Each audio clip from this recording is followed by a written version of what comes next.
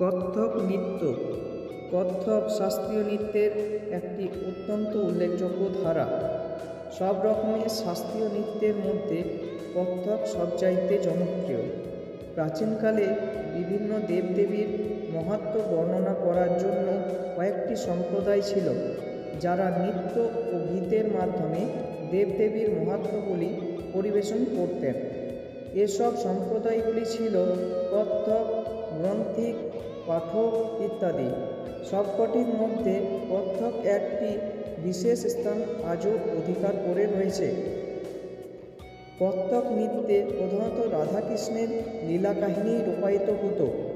দীর্ঘকাল ধরে ধর্মীয় উৎসব ও মন্দির কেন্দ্রিক পরিবেশনা হওয়ায় কত্থক নৃত্যের কোনো সুসংহত রূপ গড়ে ওঠেনি।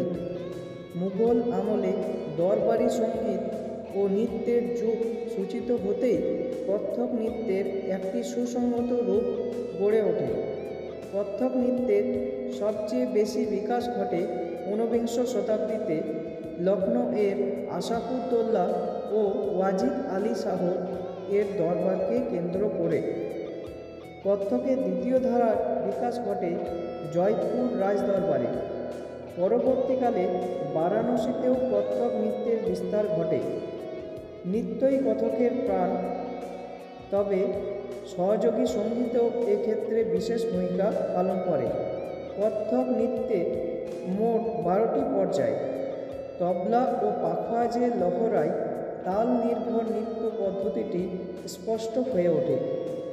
12টি পর্যায়ে রয়েছে গণেশ বন্দনা, আমন, ঠাট, নটবরী, করমেলু, করণ, ক্রমলয়, কবিতা, তোড়া ও টুকরা, সঙ্গীত ও প্রধান।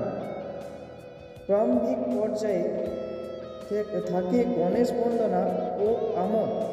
নটবরী অংশে তাল সহযোগী নৃত্য পরিবেশিত হয়। করমেলু অংশে বাদ্যধ্বনির সাথে নৃত্য পরিবেশিত হয়।